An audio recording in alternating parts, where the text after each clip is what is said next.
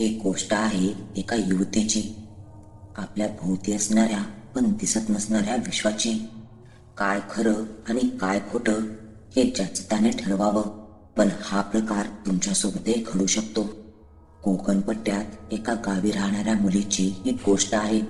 निसर्गाची देणगी लाभलेले कोकण, सुंदर वातावरण, समुद्र किनारा, आंब्याच्या बागा, नारळाची झाडं, फणसाची झाडं, स्वर्गच जणू. या गावात सावंतांच्या घरी एका कन्येचा जन्म झाला.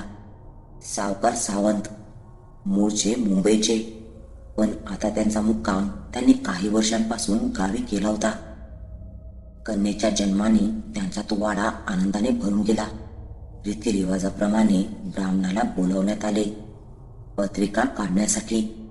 अण्णा जोशी, गावचे विख्यात गुरुजी, त्यांनी सुचवले मुलीचे नाव शिखा असे ठेवावे. गुरुजी मुलीची जन्मतारीख वगैरे पाहून तिची जन्मपत्रिका बनवू लागले. पत्रिका बनवण्यात गुरुजी फार गुंग होते. फारच विख्यात गुरुजी असल्यामुळे गुरुजींनी सांगितलेलं भविष्य कधीच चुकीचं ठरत नाही असं सगळ्यांचंच म्हणणं होतं. लोकांना तसे अनुभवही होते. गुरुजी तसे खूप आनंदी होऊन पत्रिका बनवत होते. मात्र अचानकच गुरुजींना घाम फुटू लागला. ते थरथर कापू लागले. काहीतरी भयंकर असं त्यांनी पत्रिकेत पाहिलं असावं असं वाटत होतं. काय झाले गुरुजी? शोभे, पाणी आण ग जरा लवकर, ते आपल्या बायकोला म्हणाले. गुरुजी, सगळं ठीक आहे ना? काय झालं तुम्हाला? सावंत, घाबरू नका. पत्रिका तशी प्रौढ वयापर्यंत खूप सुरेख आहे, पण पुढच्या आयुष्यात फारच कठीण प्रसंग आहेत या पोरीच्या. गुरुजी म्हणाले. काय प्रसंग गुरुजी? शोभाने विचारलं. ते सांगण्यास माझी विद्या मला अनुमती देत नाही. गुरुजी म्हणाले. हे जे काही विघ्न आहे ते दूर करण्याचा काही उपाय? तुम्ही कसलीच काळजी करू नका. वेळ, पैसे, जमीन सगळं काही आम्ही पणाला लावू आमच्या मुलीसाठी. किती कठीण उपाय असला तरी आम्ही करायला तयार आहोत. सावंत म्हणाले. तसं असतं तर मुलीसाठी मी काहीच पैसे न घेता हे सर्व केलं असतं, पण काही गोष्टी ह्या विधात्याने अशा रचलेल्या असतात की आपण त्यात काहीच हस्तक्षेप करू शकत नाही, आणि करायचा प्रयत्न केला तर ते घातक ठरू शकतं. काळजी नको करू सावंता, तुझ्या मुलीला देवीची देणगी सुद्धा आहे. हे संकट मोठं असलं तरी तिला ते पेलायचं आहे, आणि ती ते पेलणारच. फक्त यात खूप त्रास होणार आहे तिलाही आणि तुम्हालाही. गुरुजींचं ते वाक्य शेवटचं, आणि त्यांनी तेथेच आपला शेवटचा श्वास घेतला. सावंत सावकारांना गुरुजींचा तो प्रसंग फारच चलबिचल करत होता. त्यांनी दुसऱ्या पंडित किंवा भविष्यकाराला पत्रिका दाखवण्याचा प्रयत्न केला, पण गुरुजी ते कोणी विद्वान नव्हते. आता हळूहळू शिखा शाळेत जाऊ लागली. मोठी होत होती ती. तसं हळूहळू सावंत सावकार आणि शोभा दोघेही तो बालपणाचा प्रसंग विसरू लागले. सगळं सुरळीत चालू होतं. शिखाचं बालपण हे इतर मुलामुलींसारखंच गेलं होतं. शिखा तशी खूपच शांत, थोडीशी अबोल, कोणासमोरही जास्त न बोलणारी.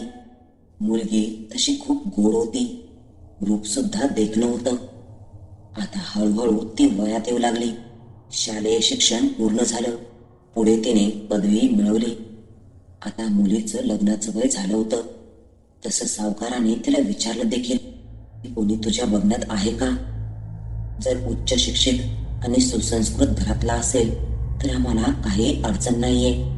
नाही बाबा, तसं काही नाही, कोणी नाही आहे माझ्या आयुष्यात. शिखा म्हणाली. बघ पोरी, तू जास्त मन मोकळं करत नाहीस, आम्हाला माहिती आहे, पण हा तुझा आयुष्याचा प्रश्न आहे. नंतर असं म्हणायला नको, मला विचारलं सुद्धा नाही. हो ना, कोणी असेल तर सांग हा बाळा. आई म्हणाली. नाही गाई, खरंच कोणी नाही. शिखाचं उत्तर कायम होतं. ठीक आहे, म्हणजे आम्ही मुलं बघायला सुरुवात करायची म्हणजे. चला बाबा, कामाला लागलं पाहिजे, असं म्हणत सावंत काका तेथून कामावर निघून गेले. गावामधील एक ग्रामस्थ होते भिडे काका. भिडे काका तसे होते आंब्याचे व्यापारी. त्यांच्या स्वतःचं वरवधू सूचक मंडळ नव्हतं, पण त्यांचा मुख्य व्यवसाय तोच होता. भिडे काकांनी सावंत यांना एक स्थळ सुचवलं. स्थळ तसं पुण्याचं होतं, पण त्यांचं मूळ गाव कोकणातलं होतं. त्यामुळे काही अडचण नव्हती. तुमची काही हरकत नसेल तर आपण बघण्याचा कार्यक्रम पुढच्या आठवड्यात करूया, भिडे काका म्हणाले. हो चालेल, तशीही काही हरकत नाहीये. मी शोभा आणि शिखा दोघींनाही तसं कळवतो, पण हा हुंडा वगैरे मी काही देणार नाहीये. मुळात ती प्रथाच मी मानत नाहीये, सावंत म्हणाले. अहो नाही नाही, तसं काही नाही. ती मंडळी ही सुसंस्कृत आहेत, भिडे काका लगेचच म्हणाले. ठरल्याप्रमाणे सोमवारी पुण्याची मंडळी कोकणात सावंतांच्या वाड्यात आली. बघण्याचा कार्यक्रम सुरू झाला. मुलाचं नाव अमित नाईक होतं. अगदी साध्या आणि सोप्या पद्धतीने जसं एक पारंपरिक मराठी कुटुंबात हा कार्यक्रम होतो, अगदी तसाच झाला. अमितचा स्वतःचा व्यवसाय होता. मुलगा आणि मुलगी दोघांनी एकमेकांना पसंत केले. विवाह सोहळा सुद्धा एका महिन्यानंतर त्वरित पार पडला. एक गोष्ट जी सावंत काकांना आणि शोभा काकूंना खटकली, ती म्हणजे नवरा मुलाकडनं कोणती स्त्री आली नव्हती. लग्नाची बोलणी करताना सुद्धा कोणतीही स्त्री आली नव्हती. काकांनी हे विचारताच अमित थोडासा चिंतेत दिसला. अहो काका, ते ना थोडीशी आमच्या घरची परंपरा आहे. विचित्र वाटेल, पण गुरुजींनी आम्हाला तसं सांगितलं आहे. आमच्यात लग्न कार्याला मुलाकडून स्त्री येणं अशुभ मानतात, अमित म्हणाला. वेगळंच आहे हे. पण अमितच्या आईशी आणि आजीशी शोभा काकूंचं फोनवर बोलणं झालं होतं. त्यामुळे सावंत काका सुद्धा त्या गोष्टीकडे दुर्लक्ष करत होते. मात्र विवाह घाईघाईत पार पडला. नवऱ्याकडून फारच मोजकी माणसं लग्नाला आली होती. नवऱ्या मुलाचं थोडं घाबरणं, विवाह सोहळा लवकरात लवकर पूर्ण करायला घाई करणं, हे सगळं शिखाला दिसत होतं. तिला चाहूल लागली होती की काहीतरी गडबड आहे. पण तिने आपल्या आईवडिलांना फारच आनंदी पाहिलं आणि मुळात आपल्या मनातल्या गोष्टी कोणालाही सांगायचा तिचा स्वभाव नव्हता. त्यामुळे ती काही सुद्धा बोलली नाही. विवाह अगदी निर्विघ्नपणे पार पडला आणि शिखा अमित सोबत पुण्याला आली. एखाद्या नवीन दाम्पत्यासारखे त्यांचे आयुष्य सुरू झाले. घरात अमित, त्याचे आई बाबा आणि शिखा असे चौघांचे छान कुटुंब होते. अमित आणि शिखा आता जरा एकमेकांशी बोलू लागले होते. एकमेकांना ओळखू लागले होते. एकच सप्ताह झाला होता लग्नाला. शिखा हळूहळू वळत होती. तसं तिचं रोज फोनवरून आपल्या आईबाबांशी बोलणं व्हायचं. आपल्या सासूशी तिचं चांगलं पटलं होतं. सगळं सुरळीत चाललं होतं. पण एक दिवस अचानकच अमितने शिखाला सांगितलं, तू आता घरी फोन करायचा नाही. उद्यापासून तुझं घराच्या बाहेर जाणं बंद. तू फक्त घरातली कामं करायची. हे सगळं पाहून शिखा घाबरून गेली. काय बोलावं तिला काही समजेना. हे बघ शिखा, माझं तुझ्यावर प्रेम नाहीये असं काही नाहीये, पण काही गोष्टी आहेत ज्या स्वतःसाठी कराव्या लागतात. घराच्या बाहेर जाण्याचा प्रयत्नही करू नको. आयुष्य गमावून बसशील. शिखाला काही कळत नव्हते. तिचे सगळेच ग्रह फिरले होते. हे काय चाललंय आपल्या आयुष्यात?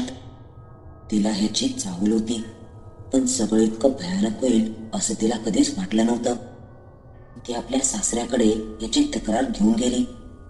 रमाकांत नाईक त्यांचं नाव. बाबा, अमित माझ्यावर अशी बंधनं लावतोय. काय झालंय त्याला? शिखाने विचारलं. परंपरा आहे ती, आणि परंपरेपेक्षा काहीच मोठं नसतं. समजलं पोरे? माझ्या लग्नाला 26 वर्ष झाले आहेत. माझी बायको गेली 26 वर्ष घराबाहेर पडली नाहीये. मी तुला जाऊ देईन असं वाटतंय तुला? शिखाला काही समजत नव्हते. पण आपलं आयुष्य आता खतर होणार आहे हे तिला कळून चुकलं. कॉलेजमध्ये असताना शिखा एकदा आजारी होती. तेव्हा तिच्या बाबांनी तिला जोशी काकांनी जे पत्रिकेत संकट सांगितले ते कानावर घातलं होतं. शिखाला समजलं की ही त्यात संकटाची सुरुवात आहे. शिखाने घरी फोन करून हे सांगण्याचा प्रयत्न केला, पण फोन काही लागला नाही. तिने आजूबाजूला आवाज करून सांगण्याचा प्रयत्न केला, तोही निष्फळ ठरला. शिखाला कळालं की यातून सुटका होणं इतकं सोपं नाहीये. काहीतरी मोठं रहस्य आहे जे आपल्यापासून लपवण्यात येत आहे. ही परंपरा नक्की काय आहे? लग्नात सुद्धा एकही स्त्री आली नव्हती. हे आणि अनेक प्रश्न आता शिखाला पडू लागले. ती आता अस्वस्थ होऊ लागली.